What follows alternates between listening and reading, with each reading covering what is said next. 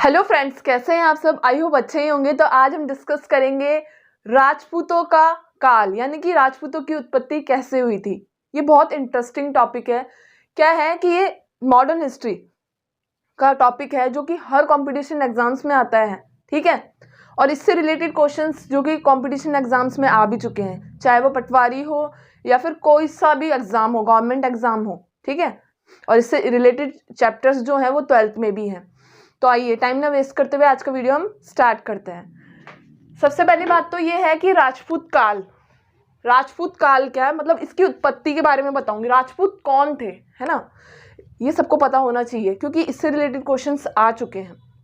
राजपूत क्या है कि विदेशी जो यात्री आए थे वो, और जो यहाँ के प्राचीन क्षेत्रीय जो लोग थे या लेखक थे, इतिहासकार थे, उन्होंने क्या कहा था कि राजपूतों की उत्पत्ति, कई लोग तो बोलते थे कि ये विदेशी हैं, है ना, जो विदेशी लोग आए थे, यानी कि चीन का जो यात्री था ना, हैंसोंग, जब उन्होंने यात्रा की थी तो उन्होंने यही बोला था राजपूतों को कि राजपूत जो राजा थे उस समय, उनको यही बोला था कि ये क्या है, क्षत्रिय हैं, या तो क्षत्रिय जाति के हैं या फिर राजपूत हैं, ठीक है। ये दो चीजें बोली थी। हैंसोंग चीनी यात्री भारत आया था जब बोला था ये चीज, ठीक है। इसी के साथ क्या है, राजपूत काल की जो शुरुआत हुई थी वो कब हुई थी। सबसे पहली बात तो यह है, ऐसा बताया जाता है कि 7वीं से 12वीं शताब्दी, और शुरुआत जो मतलब शासनकाल जो शुरुआत हुआ था वह 8वीं से 12वीं शताब्दी के बीच प्रारंभ हुआ था, ठीक है। इतना क्लियर है। अब आज मैं आपको क्या बताऊंगी, इसके परिचय के बारे में बताऊंगी, है ना। परिचय यानी कि इंट्रोडक्शन तो मैं आपको बता ही रही हूँ, जैसे कि उत्पत्ति कब हुई थी, मतलब किस किस ने बताया है ना, लेखक इतिहासकार कौन है इसके साथ क्षेत्रीय विस्तार, यानी कि कहाँ कहाँ राजपूतों ने कब से कब तक शासन किया है, किन किन, मतलब राजस्थान में कौन से कितने जिलों में और कितने राज्यों में किया है, ठीक है। उसके बाद में प्रमुख राजपूत वंशज, कितने वंशज है। सबसे पहली बात तो यह है, राजपूत की कुल कितनी जातियां हैं, 36 जातियां हैं। हाँ फ्रेंड्स, 36 जातियां हैं राजपूत वंशज की, ठीक है। तो ये क्या है, मैंने बताइए जो जिन्होंने सबसे ज्यादा शासन किया है उसके बारे में मैंने आपको बताया है। अब हम आते हैं कि परिचय पे। सबसे पहली बात तो ये है, राजपूत शब्द संस्कृत है ये जो वर्ड है ना वो संस्कृत है, जो कि राजपुत्र का अपभ्रंश कहलाता है, ऐसा मान लीजिए। ये भी क्वेश्चन आ चुका है कंपटीशन एग्जाम्स में, ठीक है। और इसी के बाद में जैसा कि मैंने आपको बताया था कि इनकी उत्पत्ति कब हुई थी, 8वीं से 12वीं शताब्दी में शासन किया था इन्होंने। शुरुआत जो हुई थी आने की वो कब हो गई थी, 7वीं शताब्दी में। ये चीज रियल है कि ना तो बौद्ध ग्रंथ ना जैन ग्रंथ जो है उनमें इनके बारे में लिखा नहीं गया है कि राजपूत जो है ना, मतलब जो वर्ड है वो यूज नहीं किया गया है, ना बताया गया है। बाद में पता चला है उस समय जब कब 7वीं शताब्दी में, जब बौद्ध ग्रंथ और जैन ग्रंथ दोनों थे, ठीक है। ये चीज मैं आपको बता चुकी हूँ। इसके बाद में क्या है कि परिचय यानी कि इंट्रोडक्शन मैंने आपको दे दिया है। क्षत्रिय क्यों कहा जाता था, क्षत्रिय इसलिए कहा जाता था क्योंकि ये योद्धा कहलाते थे। राजा जितने भी थे 7वीं से लेके 12वीं शताब्दी तक, या 8वीं से लेके 12वीं शताब्दी तक, सब योद्धा थे, लड़ते थे, राजा थे, युद्ध करते थे। क्षत्रिय किसे कहा जाता है भाई, इतने जो 4 वर्ग किए गए ना, ब्राह्मण, क्षत्रिय, वैश्य, शूद्र, मानते हैं ना ये चीज। तो क्षत्रिय यानी कि योद्धा होता है, जिनका धड़ होता है, यानी कि यहाँ से इसलिए क्योंकि ये लड़ते हैं। और आज भी आप जानते हैं कि सबसे ज्यादा जो पोस्ट, यानी कि जो अपने फोर्स एरिया है, पुलिस एरिया है जितना भी, या सैनिक जितना भी एरिया है, उसमें राजपूतों की जो सबसे ज्यादा क्या होती है, संख्या पाई जाती है, ठीक है।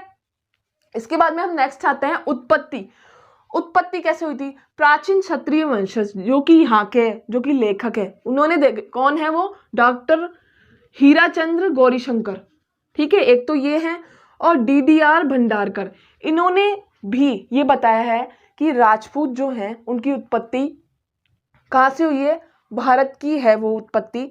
पर इसी के साथ में विदेशी जो यात्री हैं और विदेशी जो लोग हैं, कर्नल टॉड और विलियम कुर्ग, ठीक है, इन्होंने बताया कि नहीं, राजपूत क्या है, विदेश से आए हैं, ऐसा बताया गया है। वी.ए. स्मिथ क्या कहते हैं? ये कौन है? इतिहासकार है, लेखक है एक तरीके के।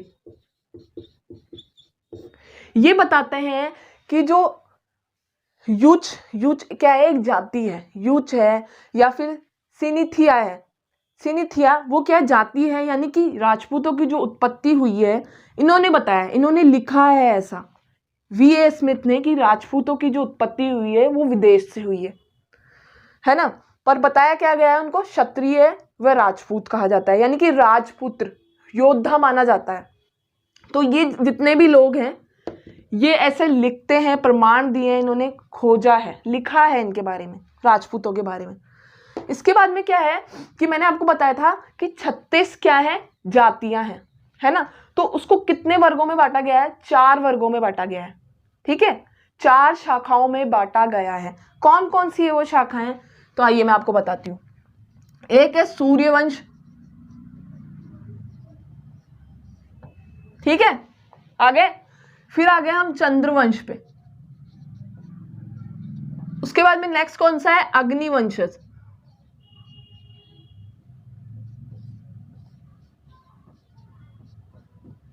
उसके बाद में नेक्स्ट कौन सा है? ऋषिवंश। ऋषिवंश मान लीजिए या फिर ब्राह्मण वंश मान लो, एक ही बात है। ये क्या है? 1 2 3 और ये 4, समझ जाएंगे इतना। अब जो सूर्यवंश की जब उत्पत्ति हुई, यानी कि ये एक वर्ग है, सूर्यवंश ऐसे कहते थे ना कि एक वंश के कितनी जातियों के लोग हैं एक ही वंश में। तो इसके कितने थे? 10 थे। सूर्यवंश यानी कि राजपूत ही थे वो, पर सूर्यवंशी कहलाते थे, तो वो कितने थे? 10 थे। फिर आए चंद्रवंश के, तो वो कितने थे? वो भी 10 थे, ठीक है। इसके बाद में जो अग्निवंशज थे, राजपूत जो थे, वो कितने थे? 4 थे। और उसके बाद में ऋषि वंश यानी कि ब्राह्मण वंश के राजपूत भी कहलाते हैं, वो कितने थे? 12। टोटल कितने हो गए? 36। तो राजपूतों की कितनी जातियां थी? 36 जातियां थी। याद रहेगा सबको? ये क्वेश्चन दोस्तों आ चुका है कि राजपूतों की कितनी जातियां हैं या कितनी शाखाएं। अगर शाखाएं पूछता है तो आप सूर्यवंश, चंद्रवंश, अग्निवंश और ऋषिवंश या ब्राह्मण वंश भी दे सकता है वो कंफ्यूज करने के लिए। तो आप ये बताएंगे, और टोटल कितनी है तो क्या बताएंगे? 36 बताएंगे, ठीक है। ये चीज याद रख लेना, ये चीज काफी बार ये रिपीट हो चुका है क्वेश्चन। अब हम आते हैं क्षेत्रीय विस्तार पे। सबसे पहली बात तो है कि जब ये 8वीं से लेकर 12वीं शताब्दी तक यहाँ पर आ गए, तो उन्होंने सबसे ज्यादा तो मतलब जो शासन किया है वो राजस्थान पे किया है। राजस्थान के सभी झीलों पे, राज्यों पे ज्यादा किया है, ठीक है। ये जो राजपूत वंश है उनका शासन कहाँ कहाँ पर फैलाव ज्यादा कहाँ था? तो सबसे ज्यादा जो शासन किया है इन्होंने वो किया है राजस्थान पर। फिर आते हैं ये गुजरात पर। राजस्थान के साथ साथ इन्होंने दिल्ली पे भी बहुत अच्छा शासन किया था।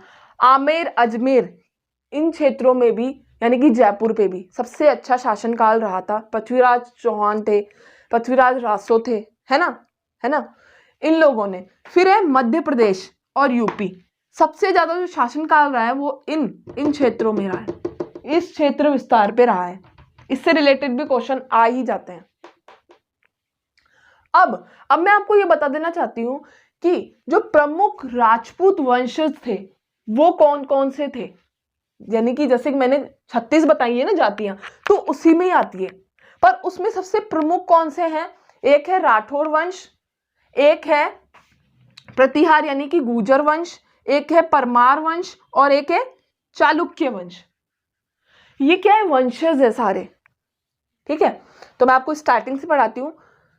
गुहिल वंश जो कि राजपूती थे, है ना, इन्होंने जब शासन किया था तो सबसे पहले कहाँ किया था?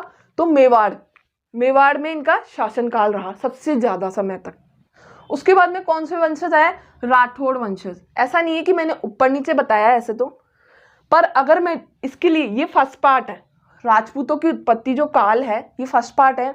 मैं इनके वंशज की जो डिटेल है, संस्थापक है, कितने समय तक शासन किया था, उसके लिए सेकंड पार्ट बनाऊंगी, क्योंकि फर्स्ट पार्ट में पूरा समझ में नहीं आएगा, ठीक है।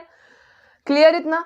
इसके बाद में हम आते हैं कि मैंने आपको बता दिया गुहिल वंश ने कहां पर शासन किया था? मेवाड़ में शासन किया था। उसके बाद में राठौड़ वंश ने मारवाड़ और बीकानेर। बीकानेर पे सबसे लंबे समय तक शासन किया है राजपूतों ने।